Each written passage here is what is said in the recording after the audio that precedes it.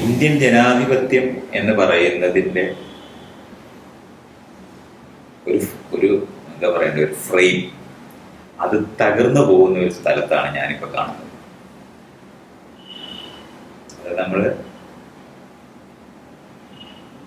നിലനിൽക്കുന്ന ജനാധിപത്യത്തിന് വേണ്ടി സപ്പോർട്ടീവായി നിൽക്കേണ്ടിയിരുന്ന എല്ലാ ഇൻസ്റ്റിറ്റ്യൂഷൻസും ഡിസ്ട്രോയ് ചെയ്യപ്പെട്ടിട്ടുണ്ടെന്നുള്ളത് നമ്മൾ കാണേണ്ടത്.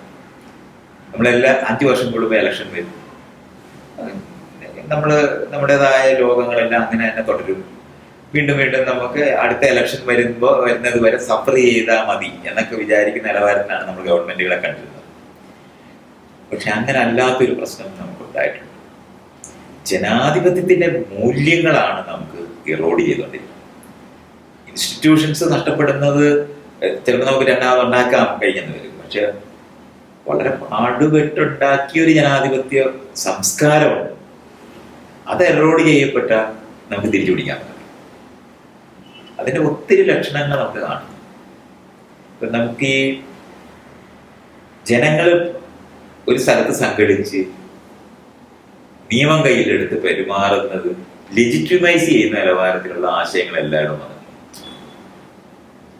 നമ്മുടെ നാട്ടിലെ സദാചാര ഗുണ്ടായിസം എന്ന് നമ്മൾ പറയും, അത്തരത്തിലുള്ള പ്രവർത്തനങ്ങൾ മുഴുവൻ നമ്മൾ കാണുകയൊക്കെ ചെയ്യുന്നത് ഇപ്പൊ ഈ എന്താ പറയണ്ടേ, പ്രേമിച്ച പെണ്ണിനെ കൊല്ലുന്നത് പോലും അതിനകത്തു നിന്ന് വരുന്നതാണെന്നാണ് ഞാൻ കാണുന്നത്. നിയമത്തിനകത്ത് പണ്ട് പരാതിപ്പെടുകയോ ഒക്കെ ചെയ്യുന്നതിന് പകരം സംഘടിച്ച് ഉപദ്രവിക്കാൻ, അത് നമ്മുടെ എന്താണ് ഒരു രാഷ്ട്രീയ പാർട്ടിയുടെ സംഘടിച്ച ലെജിറ്റിമേറ്റ് ആയ സമരത്തിന്റെ സ്ഥലമല്ല പറയാം. പശുവിനെ കൊല്ലുന്നതിനകത്ത് ആൾക്കാർ എടുക്കുന്ന ഒരു ആൾക്കൂട്ടം ഉണ്ടായി നടക്കും. ജനങ്ങളെന്നങ്ങ് പറയില്ല, ആൾക്കൂട്ടം എന്ന് പറയുന്ന ഒരു കൂട്ടം ആൾക്കാർ വന്ന് ആളുകളെ ആക്രമിക്കുക എന്ന് പറയുന്നത് അവരുടെ സ്വാഭാവികമായ ഒരു ബോധം കൊണ്ട് ചെയ്യുന്നതാണെന്ന് തോന്നുന്നിടത്ത് എത്തിച്ചേരുന്നു. ഇതേ സാധനം തന്നെ നിലനിൽക്കുന്ന നിയമ വ്യവസ്ഥകൾ തകർത്ത് കളയുന്ന നിലവാരത്തിന് പരസ്യമായിട്ട് സ്റ്റേറ്റ് ഗവൺമെന്റുകളിൽ അധികാരമുള്ള മന്ത്രിമാരൊക്കെ സംസാരിക്കുന്നത് നമുക്ക് കേൾക്കാൻ പറ്റുന്നു.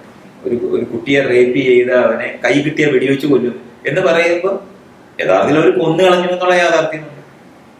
വണ്ടി ഇടിച്ച് ട്രെയിൻ ഇടിച്ച് റെയിൽവേ സ്റ്റേഷൻ കിടന്നെന്ന് പറഞ്ഞാൽ ആരും അതിനെ ചർച്ച ചെയ്തിട്ട് പോലും ഇല്ല. എന്ന് പറഞ്ഞാൽ നിയമവ്യവസ്ഥയ്ക്ക് പുറത്ത് നിയമം നടപ്പാക്കാൻ ഞങ്ങൾക്ക് പറ്റും എന്ന് തോന്നിപ്പിക്കുന്ന നിലവാരത്തിൽ ഭരണക്കാർക്ക് പെരുമാറാൻ കഴിയുന്നു എന്ന് പറയുന്നത് അത് ഇന്ത്യ മുഴുവൻ വ്യാപകമായി വന്നു കഴിഞ്ഞു. ഇപ്പൊ എന്താണ് NRC-ക്കെതിരായിട്ട് നടക്കുന്ന സമരത്തിനെ നേരിടുന്ന പോലീസുകാരും അതിനോട് കാണാൻ പോയ ആ ഫോട്ടോഗ്രാഫറും ഒക്കെ ചെയ്തിരിക്കുന്നത് നമ്മൾ കാണുമ്പോൾ നമ്മളിങ്ങനെ ഷോക്ക് അടിച്ച് നിന്ന് പോയി. ആളുകൾ രഹസ്യമായിട്ട് ചെയ്തിരുന്ന കാര്യങ്ങൾ പരസ്യമായി ചെയ്യാൻ പറ്റുമെന്ന നിലവാരത്തിലേക്ക് രാജ്യം മാറി. നമ്മൾ പണ്ട് ഉളുപ്പില്ലേടോ എന്ന് നമ്മൾ ചോദിക്കുന്ന ഒരു സ്ഥലമില്ലേ, ഇങ്ങനൊക്കെ പറയാൻ എന്ന് ചോദിക്കുന്ന എല്ലാം പറയാൻ പറ്റുന്നിടത്തേക്ക് ആളുകൾ മാറിയിട്ടുണ്ട്. അപ്പൊ ആളുകള് ഒരു പൊതുബോധത്തിനകത്ത് നിയന്ത്രിക്കപ്പെട്ടിരുന്നത് നിയമത്തിനകത്ത് നിൽക്കണമെന്ന് പറയുന്നത് ഈ സാധനത്തിനെ ബ്രേക്ക് ചെയ്യാൻ കഴിഞ്ഞ നിലവാരത്തിലേക്ക് ഇന്ത്യയിലെ സമൂഹം ആകപ്പാടെ മാറിയിട്ടുണ്ട് എന്നുള്ളത് കാണാനേ പറ്റും. അത് നമ്മൾ വിചാരിക്കുന്നത് പോലെ ഇപ്പൊ UP-യിലെ ഗവൺമെന്റ് എത്ര പേരെ വെടിവെച്ച് കൊന്നെന്നറിയാം. അത് അവരങ്ങനെ ചെയ്യുന്നത് ലെജിറ്റിമേറ്റ് ആണെന്ന് തോന്നുന്നിടത്തേക്ക് അത് സംസാരിച്ചും പറഞ്ഞ് അവർ എത്തിച്ചും കഴിഞ്ഞു. ഇവരെയൊക്കെ കൈ കിട്ടി അപ്പൊ വെടിവെക്കണം എന്ന് സാധാരണ നമ്മൾ വീടുകളിലൊക്കെ ഇരുന്ന് പറയുമ്പോഴും നിയമം ബ്രേക്ക് ചെയ്തിട്ട് ചെയ്യാനായിട്ട് പറ്റും എന്ന് ആരും വിചാരിച്ചിട്ടില്ല. ഒരു എന്റെ കയ്യിലെങ്ങാനും കിട്ടിയിരുന്നെങ്കിൽ ഞാൻ അടിച്ചേനെ എന്നൊക്കെ ആളുകൾ പറയുന്ന ആ തരത്തിലുള്ള പറച്ചിലുകൾ ചെയ്യില്ല എന്ന് അറിഞ്ഞുകൊണ്ട് പറയുന്നതായിരുന്നു നമുക്കറിയില്ല. ഇതിപ്പോ പോലീസ് അങ്ങനെ പെരുമാറുന്നിടത്തേക്ക് പോലീസ് മാറിക്കഴിഞ്ഞാൽ നമുക്കത്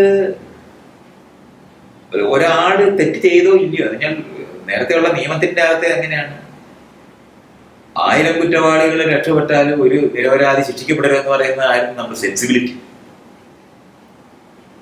ഇന്ന് അതിന് നേരെ തിരിച്ചാണ്.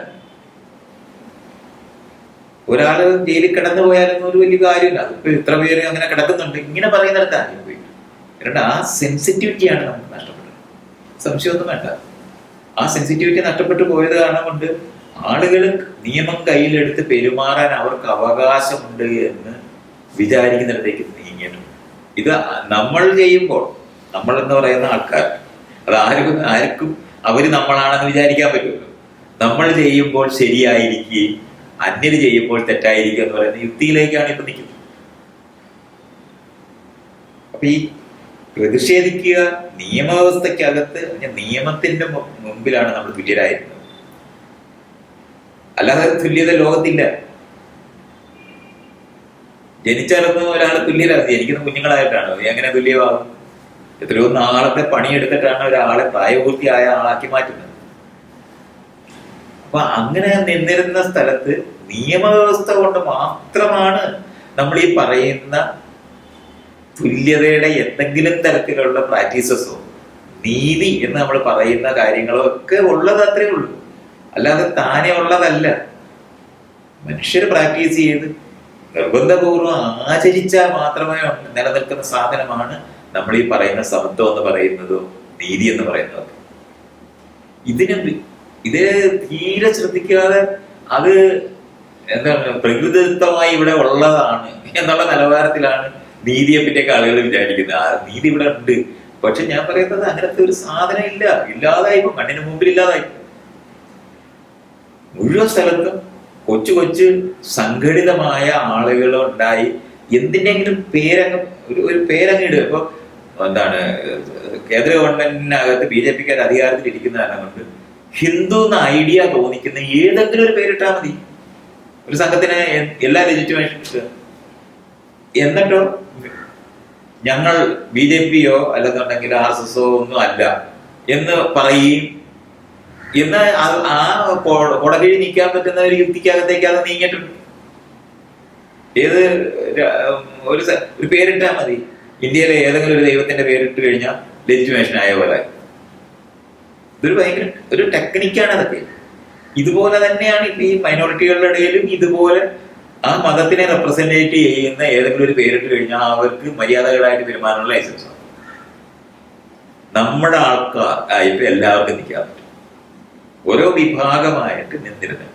മറ്റേതങ്ങനല്ല. നിയമത്തിനകത്ത് പൗരന്മാരായിട്ടുള്ള ആളുകൾക്ക് ഇത്തരത്തിൽ പെരുമാറാൻ പറ്റില്ല എന്നും അത് ഗവൺമെന്റ് ഒരു ഓർഡർ കൊണ്ട് ഇവിടെ 146 പ്രഖ്യാപിച്ചിരിക്കുന്നുവെന്നോ അല്ലെന്നുണ്ടെങ്കിൽ നിയന്ത്രിക്കുന്നതിന് വേണ്ടി ഗവൺമെന്റ് ഇവിടെ ചോദിക്കാനും പറയാനും ആളില്ലേ എന്ന് ചോദിക്കുന്ന ഗവൺമെന്റ് ഉണ്ടായിരുന്നു. അത് വേണ്ടതായി. നിയമം എല്ലാവരും സംഘടിച്ച് നിന്ന് കഴിഞ്ഞാൽ അവർക്ക് എടുക്കാൻ പറ്റും. അതെന്തോ ഒരു ലെജിറ്റിമേഷൻ ഉണ്ടെന്നുള്ളതാണ്. ഈ ചെയ്ത തെറ്റാണ്, നിങ്ങൾക്ക് ഈ ആളിനെ ഡിഫെൻഡ് ചെയ്യാൻ പറ്റുമോ എന്നൊക്കെ ചോദിക്കുന്ന ചോദ്യം ചോദിച്ചാൽ മാത്രം മതി. പക്ഷെ ഈ ആളത് ചെയ്തിട്ടുണ്ടോ ഇല്ലയോ എന്നുള്ളത് ഒരു കാലത്തും പരിശോധിച്ചിട്ട് പോലും ഇല്ല, ലേബല് ചെയ്തിട്ടേ ഉള്ളൂ. അതുകൊണ്ടാണ് നമ്മൾ ഒരാൾ തെറ്റ് ചെയ്തോ ഇല്ലയോ എന്ന് നിയമത്തിന്റെ മുമ്പിലുള്ള തെറ്റ് തന്നെയാണ് പറയുന്നത്. അല്ലാതെ യഥാർത്ഥ തെറ്റോ ശരിയോ ഉണ്ടെന്നുള്ള ചർച്ചയൊക്കെ ചെയ്തു കഴിഞ്ഞാൽ വേറെ കാര്യമാണ്.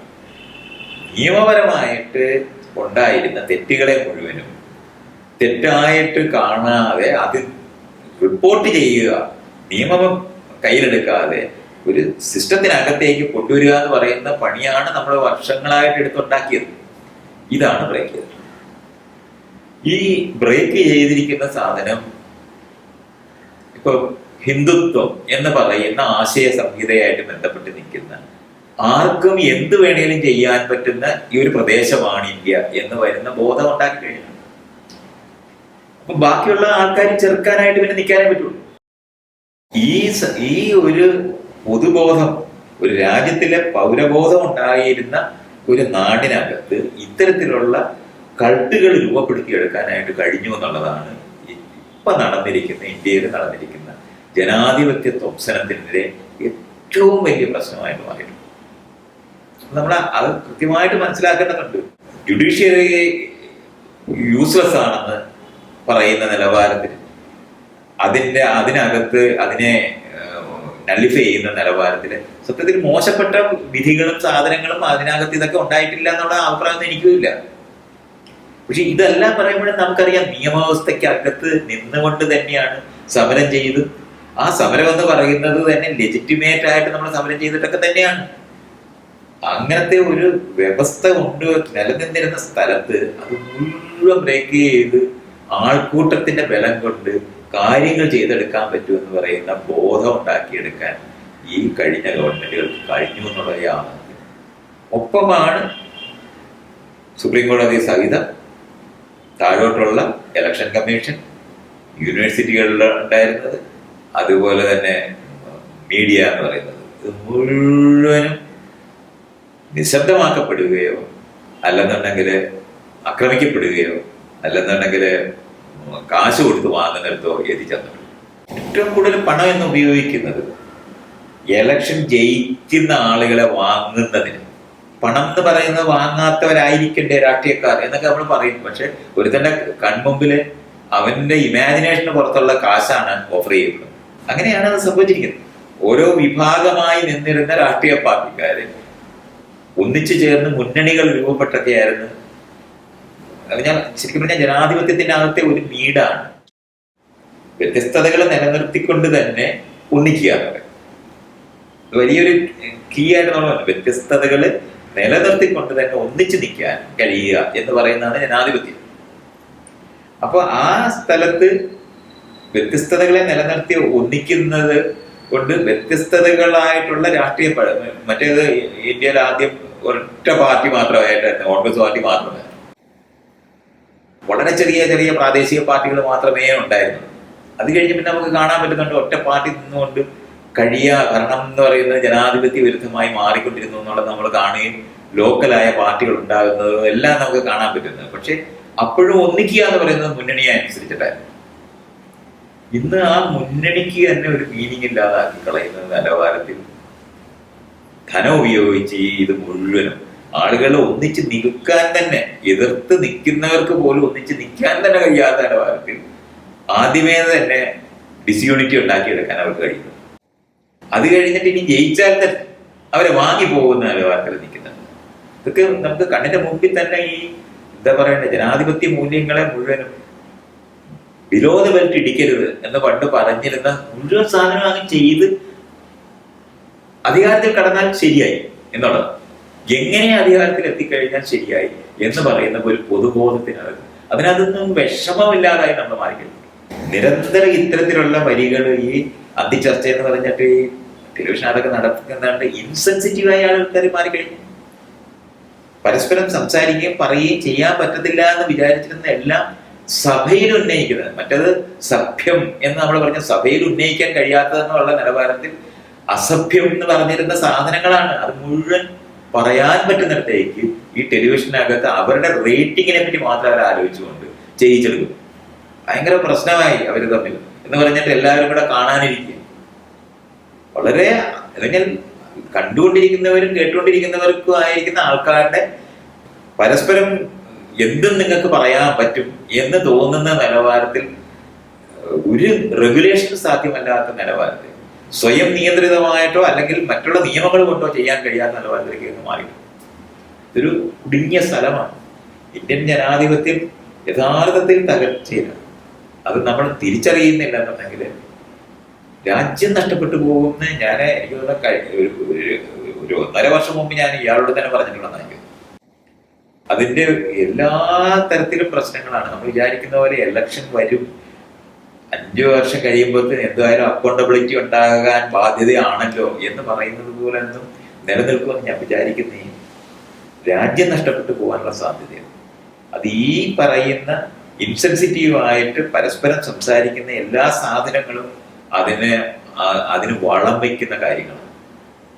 നിയമം കയ്യിലെടുക്കുന്ന ഒരു മൂവ്മെന്റും അത് പോലീസിന്റെ വശത്തു നിന്നായാലും ശരി, രാഷ്ട്രീയ പാർട്ടികളുടെ പേരും പറഞ്ഞ് നിൽക്കുന്ന അല്ലെങ്കിൽ മതസംഘടനകളുടെ പേരും പറഞ്ഞ് നിൽക്കുന്ന ഒരു സാധനത്തിനെ ഒരു തരത്തിലും അനുവദിക്കാത്ത നിലവാരത്തിൽ ഈ വിഷയം ചർച്ച ചെയ്തൊരു തീരുമാനം എടുക്കപ്പെടലോ പൊതുബോധ നിർമ്മിതിക്ക് വേണ്ടി ചെയ്യേണ്ട കാര്യങ്ങളോ നമ്മൾ ചെയ്തിരിക്കണം. ഇല്ലെങ്കിൽ ഞാൻ ഒരു ബ്ലീക്ക് ഫ്യൂച്ചറാണ് ഇന്ത്യൻ രാജ്യത്തിനെ പറ്റി കാണുന്നത്.